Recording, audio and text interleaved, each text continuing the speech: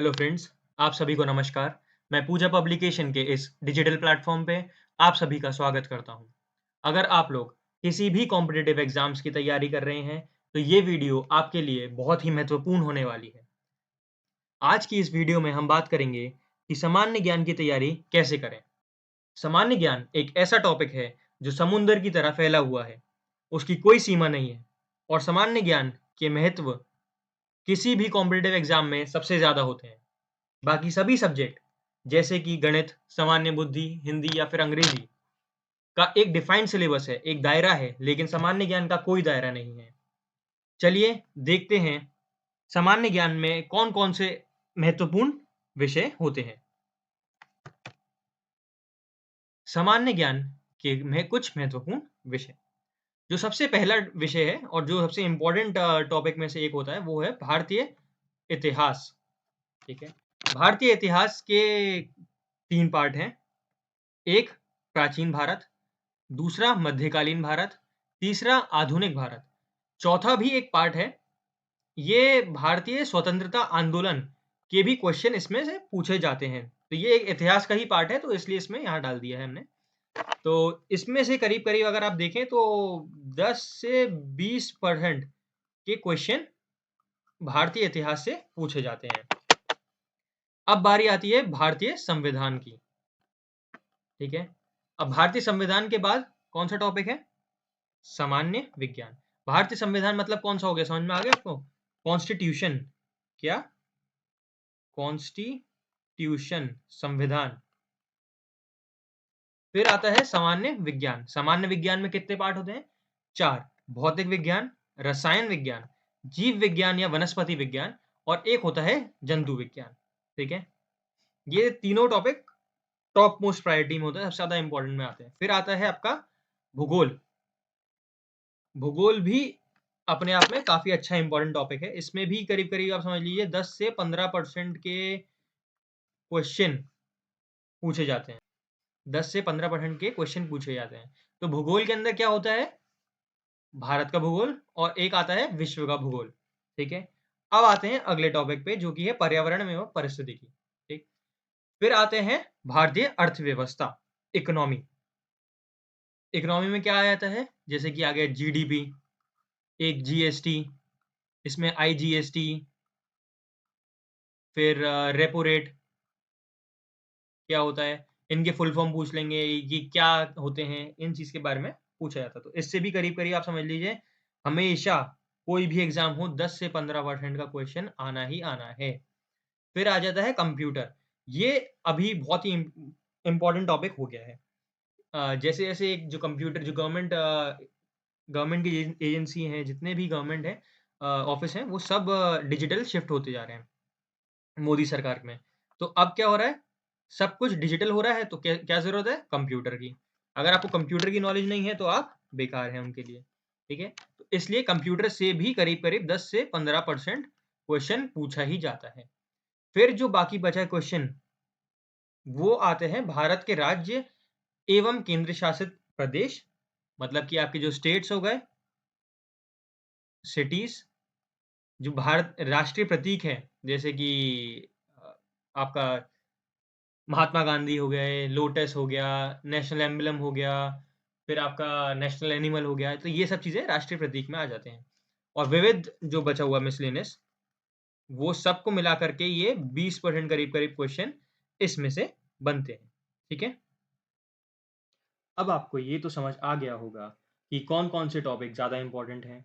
लेकिन अब जो प्रश्न आता है, वो ये है कि इसकी तैयारी कहाँ से करें? हर बच्चा इस चीज़ में फँस जाता है कि इसकी तैयारी कहाँ से करें? तैयारी करने के भी बहुत से तरीके हैं। सबसे पहला तरीका है कि आप यूट्यूब पे जा कर के जो भी टॉपिक आपको पढ़ना है, वो सर्च करें और इसकी वीडियो देख लें। यूट्यूब का फ़ायदा ये है कि ये बिल्कुल फ्री है। इसका नुकसान ये है कि इसमें आपको ये नहीं पता चलेगा कि आपका सिलेबस पूरा हुआ है कि नहीं, या कोई इम्पोर्टेंट टॉपिक रह तो नहीं गया आपका। दूसरा टॉपिक जो दूसरा तरीका है, वो ये है कि आप कोचिंग जॉइन कर सकते हैं।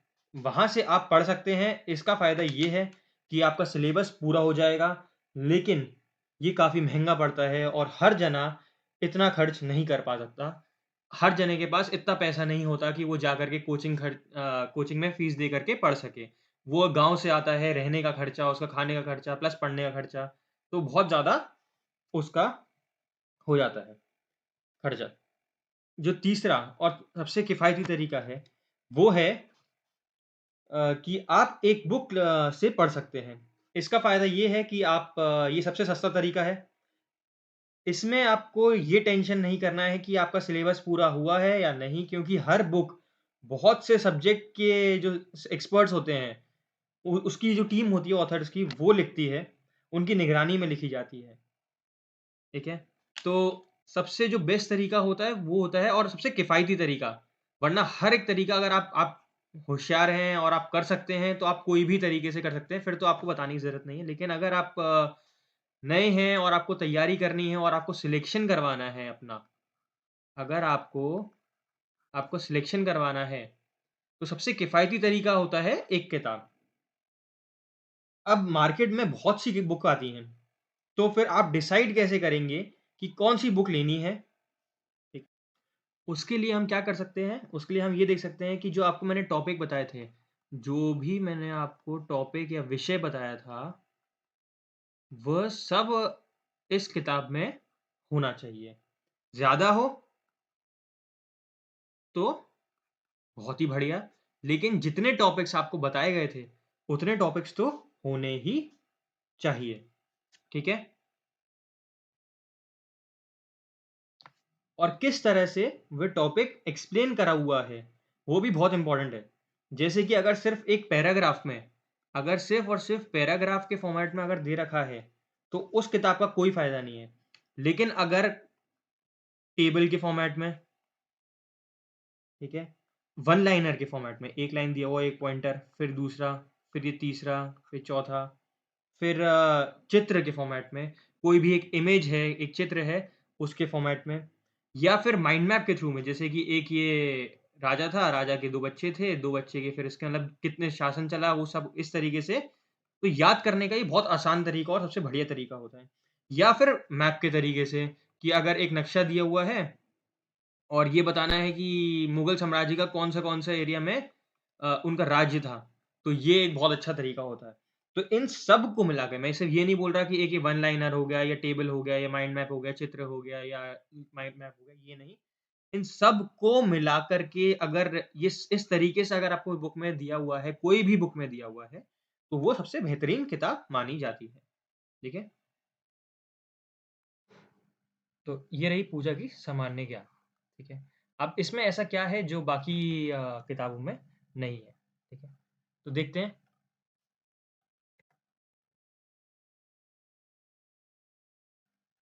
ये एक तो कौन से एग्ज़ाम के लिए आप यूज़ कर सकते हैं, किस-किस एग्ज़ाम जो जिस डिफ़िकल्टी लेवल का है। एक, ये IAS, UPPCS, BPSC, RAS, MPPSC, UKPCS, UP triple SC, D triple SB, CET, PET, UPSI, अन्य राज्य लोक सेवा आयोग, lower subordinate police, SI, constable, समीक्षा अधिकारी, हाई कोर्ट, राजस्व विभाग, बीएड, बैंक, एसएससी, रेलवे, कोई भी आप एग्ज़ाम ले, वनडे एग्ज़ाम, सब में काम आने वाली है ये वाली किताब।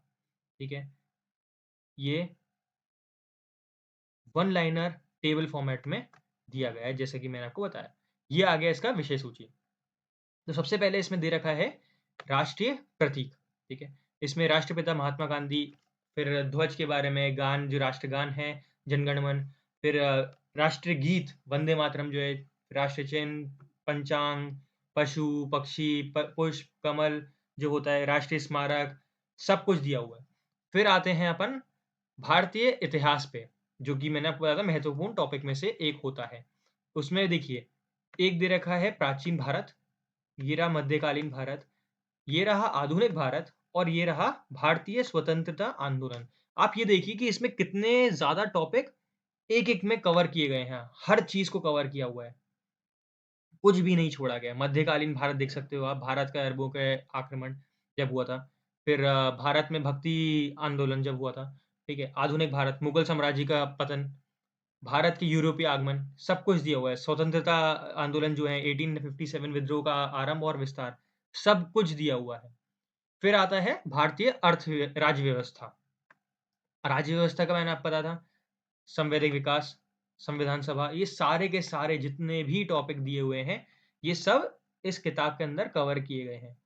ठीक है?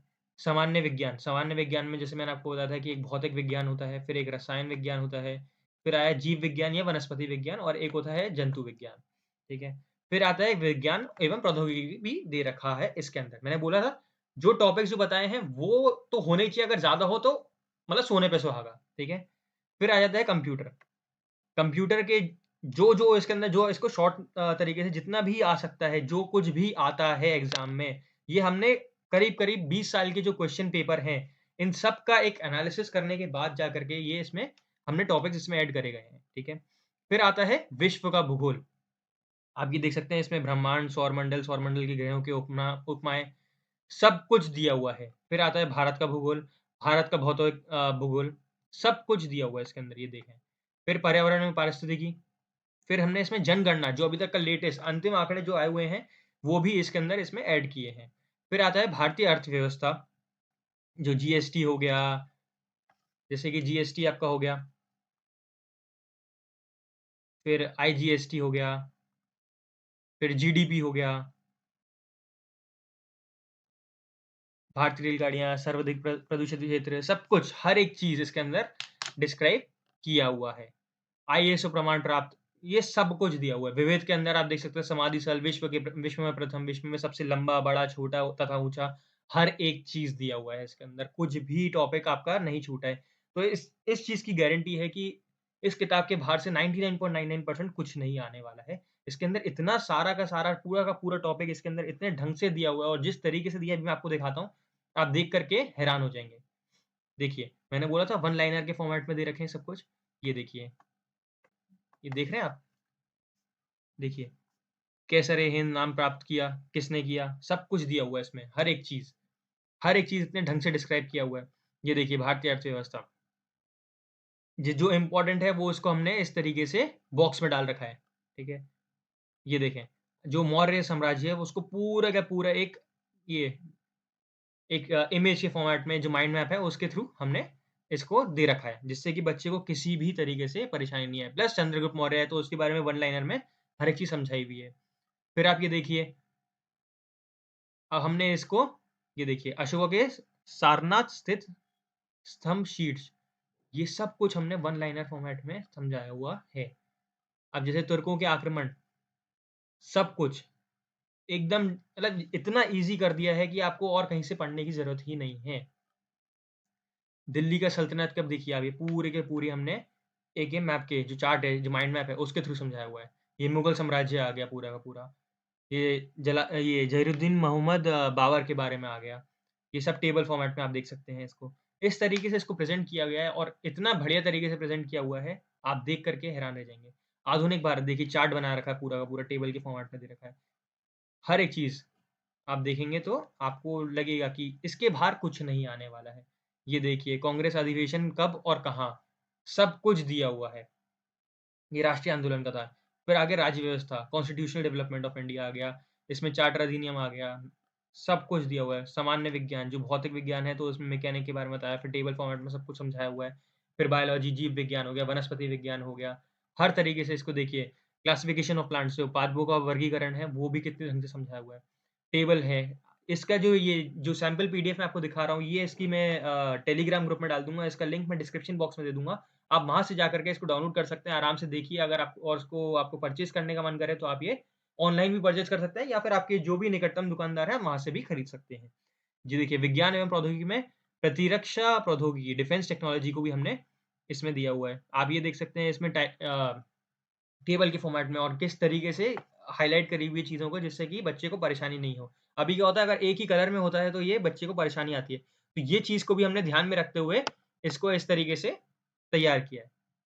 कंप्यूटर आ गया, कंप्यूटर में आप देख सकते हैं डेवलपमेंट ऑफ कंप्यूटर कब हुआ, फिर कंप्यूटर की जो फुल फॉर्म है वो क्या है, विश्व का भूगोल आप देख सकते हैं। हर एक चीज़ इतने ढंग से दिया हुआ है, इतने ढंग से दिया हुआ है, आप देख नहीं सकते। मतलब आप इसके बाहर कुछ आना ही नहीं है। अब जैसे बाघ रिज़र्व कहाँ है? 54 बाघ रिज़र्व हैं, कहाँ-कहाँ हैं, ये हमने एक ही एक मैप में अंदर सब कुछ समझा दिया। ठीक है? टाइप ऑफ पॉल्यूटेंट्स कितने होते हैं, काइंड ऑफ प्रदूषण के प्रकार कितने होते हैं, एक दृष्टि में सब कुछ बता दिया, ये देखिए आप देख सकते हैं। ये सब चीज़ मैं आपको एक सैंपल जो पीडीएफ है, मैं इसके टेलीग्राम ग्रुप में डालूँगा और उसका लिंक मैं डिस्क्रिप्शन बॉक्स में दे दूँगा, आप वहाँ से डाउनलोड कर सकते हैं। ठीक है? आशा करता हूँ आप लोगों को ये वीडियो अच्छी लगी होगी। अगर आपको ये टेलीग्राम और कुछ भी आपको ये डाउनलोड करना है, आप हमारे टेलीग्राम ग्रुप से जुड़ सकते हैं, हमारे सोशल मीडिया अकाउंट्स हैं, सब जगह से जुड़ सकते हैं। हमारा जो व्हाट्सएप ग्रुप है, उसका भी लिंक मैं नीचे डिस्क्रिप्शन बॉक्स में दे दूँगा, आप उसमें जाके आप जुड़ सकते हैं, जिसमें जहाँ पे हम डेली के डेली करंट अफेयर्स और ये जो भी स्टडी मटेरियल है, वो हम फ्री में प्रोवाइड करते हैं। ठीक है? नमस्ते।